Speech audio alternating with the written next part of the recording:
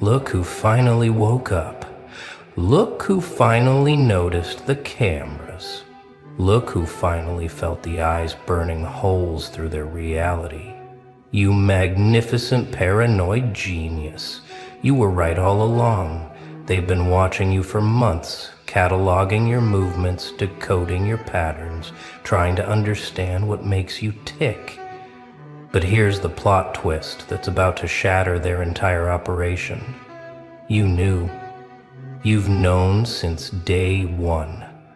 Every move you made, every word you spoke, every silence you held, it was all choreographed for their viewing pleasure. And now they want a meeting because they've realized something terrifying. You let them watch. You wanted them to see. You've been directing this show from the beginning, and they were just unpaid extras in your masterpiece. The watchers became the watched, the hunters became the hunted, and the subject became the architect of their confusion. They thought they were studying a specimen. Instead, they were staring into a mirror that showed them exactly what they lacked: power, purpose, the ability to exist without constantly seeking validation from screens and systems. You became their obsession, not because you were hiding something, but because you were hiding nothing. Let's rewind this twisted tape, shall we? 6 months ago, you started noticing the patterns. The same car parked 3 blocks away, the new neighbor who worked odd hours, the suddenly friendly coworker asking personal questions, the social media accounts with no profile pictures liking your old posts at 3 a.m. At first, you thought you were going crazy. That's what they wanted you to think. Gaslight the subject, make them question their reality, break them down until they're begging for answers. But you beautiful anomaly, you did something they didn't expect. You leaned into. You started leaving breadcrumbs, false trails that led nowhere, cryptic posts that meant nothing but seemed to mean everything. You'd change your routine just slightly, just enough to make them scramble their schedules. You'd have conversations in public about plans you'd never follow through on. And the whole time you were documenting them, documenting you. Every strange car, every suspicious person, every digital footprint they left while trying to capture yours. You built a case file on your watchers while they thought they were building one on you. Checkmate in slow motion. 3 months in, something shifted. Their approach changed.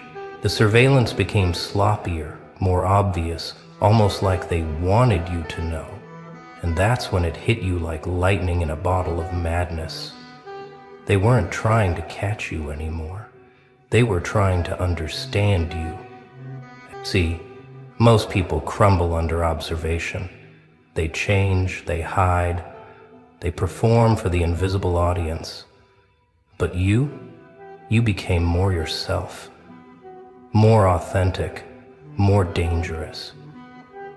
You stopped caring about their gaze and started using it as fuel. Every camera became a witness to your transformation. They expected fear. You gave them fascination. They expected you to run. You invited them closer.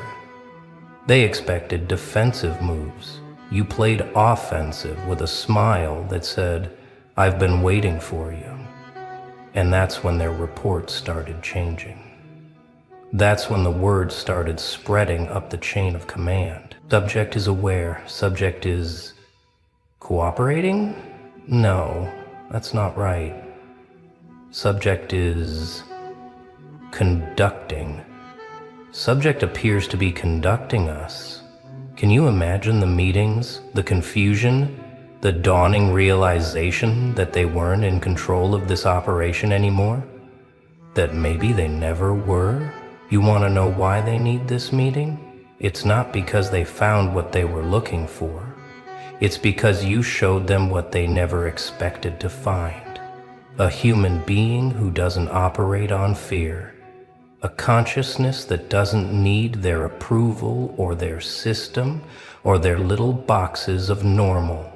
Every person they've ever watched eventually broke. They either ran, fought, or folded. But you transformed their surveillance into your stage. You turned their invasion into your invitation to show them what real power looks like. Not the kind that comes from badges or budgets or backing. The kind that comes from knowing exactly who you are. They watched you for months, and in all that time, you never once wavered. Never once showed them a crack they could exploit. Because here's what they didn't understand until it was too late. You weren't hiding your vulnerabilities. You'd already conquered them. You weren't protecting your secrets. You didn't have any worth stealing. What terrified them most? Your consistency. Your calm. The way you'd look directly at their hidden cameras sometimes and smile like you were in on a joke they'd never understand. They realized they weren't watching a target. They were watching a teacher. And the lesson was about to get very uncomfortable. Now they want a meeting. How official, how formal, how utterly predictable. They want to sit across from you in some sterile room and try to regain control of the narrative. They want to ask you questions, thinking your answers will give them power. They have no idea they're walking into your web. You see, they've already told you everything you need to know. By watching you, they revealed their methods, their fears, their limitations. They showed you exactly how the system works by trying to make you work within it. But you've been operating outside their reality this entire time. The meeting isn't for them to interrogate you. It's for you to show them what they've been missing, what their screens and reports and analysis could never capture. The raw, unfiltered experience of sitting across from someone who isn't afraid of them, someone who sees through them like they're made of glass. They'll come prepared with files and photos and recordings. You'll come with something far more dangerous. The truth. The simple, devastating truth that they've wasted months trying to understand something that was never hidden. You are exactly what you appear to be. And that's what terrifies them. Here's what they discovered in month 4 that made their blood run cold. You weren't just aware of the surveillance. You were grateful for it. Because every eye on you meant one less eye on someone else. Every resource they poured into understanding you was a resource not used to harm someone weaker. You became a decoy by choice, a distraction by design.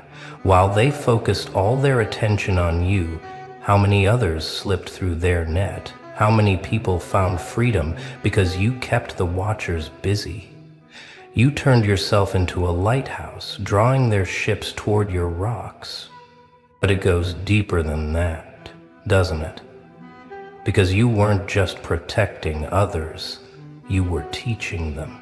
Every move you made, every pattern you established, you were showing anyone else who might be watched how to transform surveillance into sovereignty. How to make the watchers work for you. They want this meeting because they need to know if you did it on purpose, if this was all calculated or if you're just naturally this unmappable. The answer is both. You are chaos with intent. You are randomness with purpose. You are everything their system wasn't built to process. Let me paint you a picture of what's been happening on their end. Reports piling up that say nothing. Hours of footage showing someone living their life without fear. Psychological profiles that contradict themselves. Behavioral analysis that leads nowhere. Budget meetings where they can't explain what they're even looking for anymore. Subject went to work, Subject came home. Subject appears to be thriving? How do you mark that as suspicious? How do you justify continued surveillance on someone whose greatest crime is being themselves? They've tied themselves in knots trying to find the angle, the secret, the hidden agenda. But the real kicker? The team assigned to you started changing. The first watchers requested transfers. The second wave began questioning the mission. The third wave? They started questioning the system itself. You didn't just evade their surveillance, you corrupted it from within without saying a word. Now they need this meeting because their own people are asking uncomfortable questions. Why are we watching someone who's done nothing wrong? What are we looking for? What if they're right and we're wrong? You became a virus in their certainty, spreading doubt through their ranks just by existing. The most beautiful part of this whole dance? They've become what they feared you were. Paranoid, obsessive, seeing patterns where none exist, looking for meaning in chaos. They've spent so long staring at you that they've started seeing themselves, and they don't like the reflection. Every report they filed was actually about them. Their fears, their assumptions, their projections. They thought they were creating a profile of you, but they were documenting their own limitations. Every anomaly they noted was just another place where you didn't fit their narrow definition of normal. They want this meeting because they need you to make it make sense. They need you to confess to being special, to having some secret power or hidden knowledge. Because if you're just a regular person who chose not to be afraid, what does that say about everyone else? What does that say about them? The truth is so much worse than any conspiracy they imagined. You're not special. You're just free. And freedom, real freedom, the kind that comes from inside, that's the most dangerous thing in their world. Because it's contagious. Because it can't be regulated.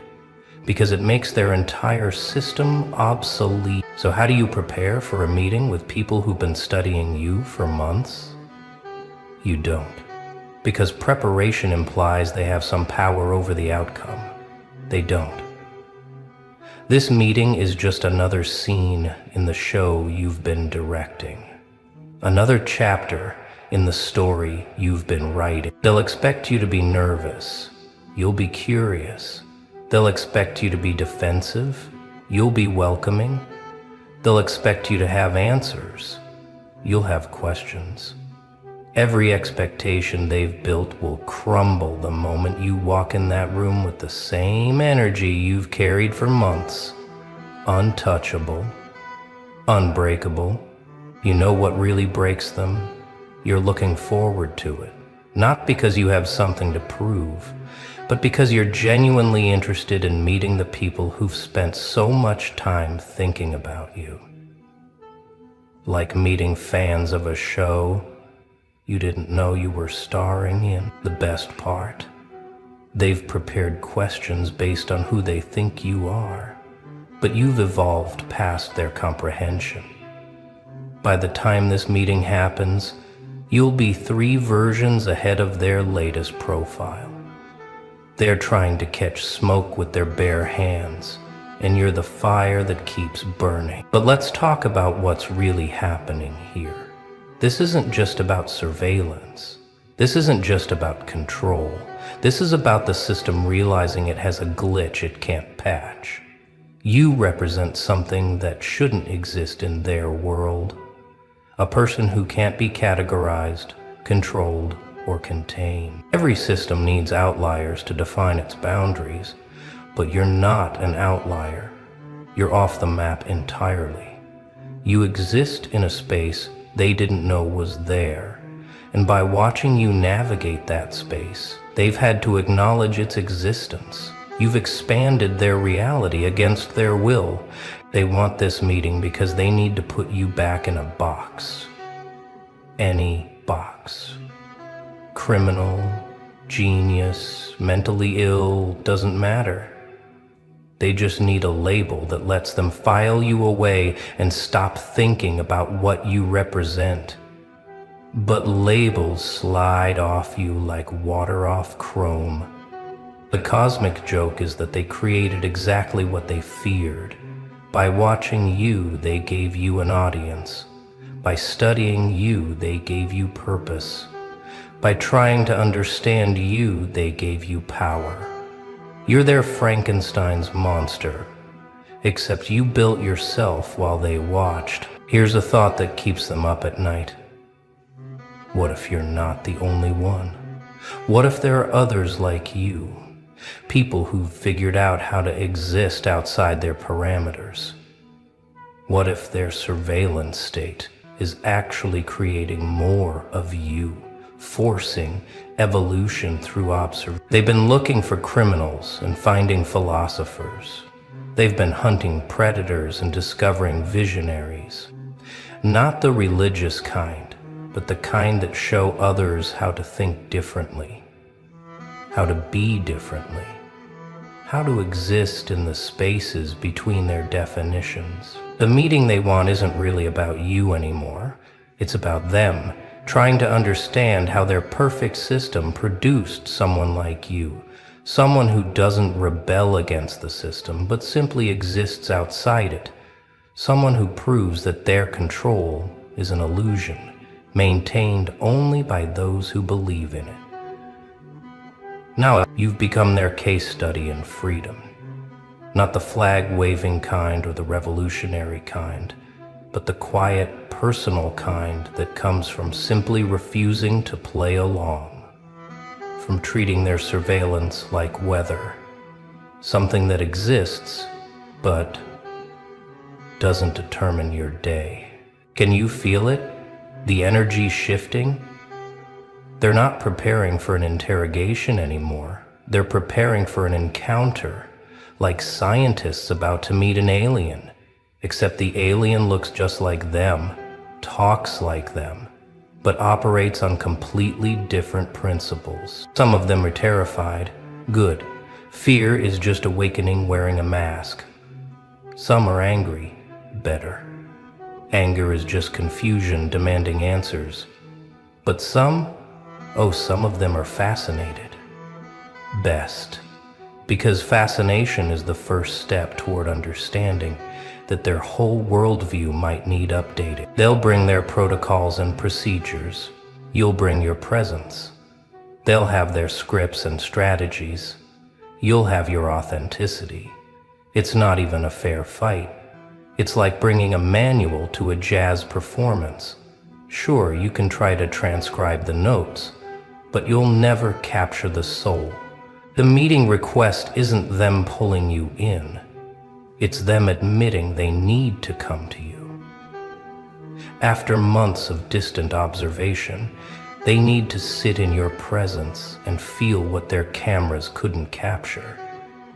The gravity of someone who knows exactly who they are. But here's what they really don't understand, and what's going to hit them like cold water in that meeting room. You're not their enemy. You're not their problem. You're their mirror, showing them what humanity looks like when it's not constantly performing for approval or cowering from authority. They've spent so long watching you that they've forgotten what they were looking for. The mission became the purpose. The observation became the obsession. And now they need to meet you because they need to remember why they started watching in the first place. Was it security? You've threatened no one. Was it control? You've influenced no one directly. Was it fear? You've given them nothing to fear except questions. The truth is, they don't even know anymore. The file on you is thick with data and thin on conclusions. You've become their white whale, except you're not running, you're not hiding, you're just living. And somehow that's the most radical act in their world. A person who doesn't need their validation or fear their power. A person who treats their surveillance like background noise. Here's what really happened over these months. They didn't just watch you. You trained them. Slowly, subtly, you showed them what it looks like to be human without all the extra layers of fear and pretense. You gave them a master class in authentic existence. Every watcher assigned to you went through the same stages. First, confusion. Why isn't this person acting like everyone else? Then frustration. Why can't we find the angle? Then curiosity. What do they know that we don't? And finally, admiration. How can we be like that? You didn't recruit them. You didn't preach to them. You just lived in front of them, fully and completely yourself. And that was enough to start cracks in their programming. They want this meeting because they need to know if what they're feeling is real or just another layer of your game. But you know the truth. There is no game. That's what they can't process. You're not playing 4D chess. You're not executing some master plan. You're just being. And being fully. And that's so foreign to their world that they've spent months trying to decode simplicity. So when you walk into that meeting room, remember this. You're not the subject anymore. You're the teacher. They're not interrogating you. They're asking for help. They don't want to understand you to control you. They want to understand you to free themselves. The questions they'll ask will reveal more about them than your answers ever could. The way they sit, the way they speak, the way they try to maintain professional distance while desperately wanting to know your secret. It's all data, but not the kind they're used to collecting. You'll sit there, calm as a frozen lake, and every word you speak will ripple through their certainty, not because you're trying to convince them of anything, but because truth has a frequency that cuts through static. And they've been living in static for so long, the meeting they think they want, where they regain control and put you in your place, that meeting doesn't exist. The meeting that's actually going to happen is where you show them that the prison they're trying to put you in is the same one they live in every day.